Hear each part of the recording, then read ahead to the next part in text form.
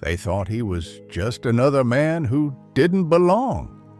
He was walking down a clean, quiet street, dressed in a tailored blazer, minding his own business. But to the guy watching from across the road, leaning against his expensive car, he was a threat. The man narrowed his eyes, pulled out his phone, and made a call. Less than 3 minutes later, a patrol car rolled up. Before we continue, tell us where in the world are you watching from? Drop it in the comments below. And if you enjoy this story, don't forget to like the video and subscribe for more powerful content like this. 2 officers stepped out, their expressions already set in stone. They saw a black man and a complaint, and they thought they knew the whole story. What they didn't know was that in the next 5 minutes, their assumptions would be shattered, and they would be the ones stammering apologies. Before we get into what happened next, I want to hear from you. Have you ever been in a situation where someone judged you without knowing a single thing about you? Drop a yes in the comments if you felt that. Let's see how many people this story touches. Okay, back to it. The lead officer approached him. "Sir, we got a call about suspicious activity." Leo, the man in the blazer, didn't flinch. "Suspicious how?" he asked, his voice steady. "Someone reported a man matching your description casing the area, looking like he was about to break in." Leo looked at the modern apartment building just a few feet away. "This is my home," he said simply. The second officer let out a little laugh. "Sure it is. You got any proof of that?" This was the moment where things could go very wrong. But Leo didn't get angry. He didn't raise his voice. He just held their gaze. "Before I show you anything," he said calmly, "I want to know who made the call. I have a right to know who is harassing me." The officers exchanged a look. "We don't have to disclose that. Just show us your ID." Leo shook his head slowly.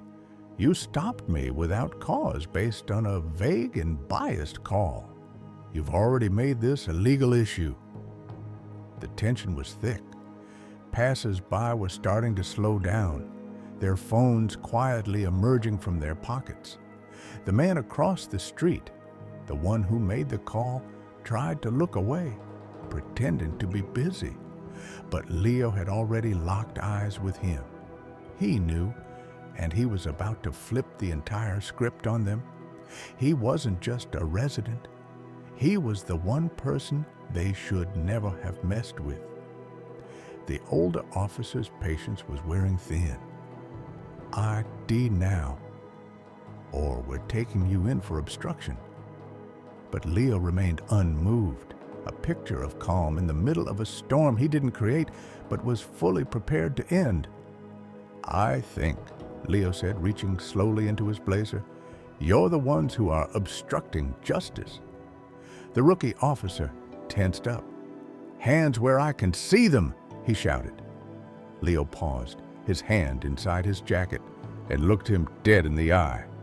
"This," he said, pulling out a slim black leather wallet, "is who I am." He didn't hand it over, he just opened it.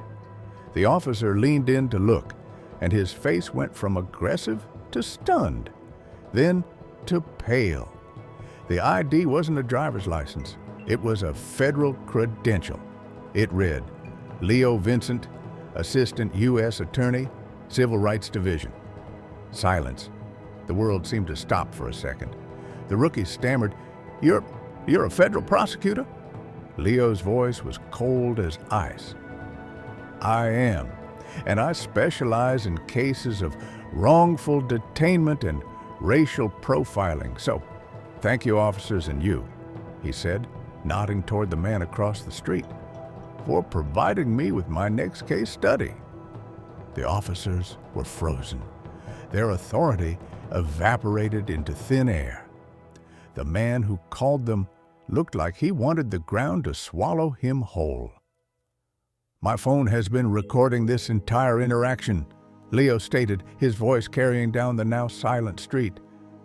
"The unlawful stop, the baseless accusations, your refusal to identify the caller, it's all documented." The older officer finally found his voice, but it was shaky. "Sir, we were just responding to a call." "And I'm responding to a pattern," Leo countered. "A pattern where people who look like me are seen as threats for simply existing."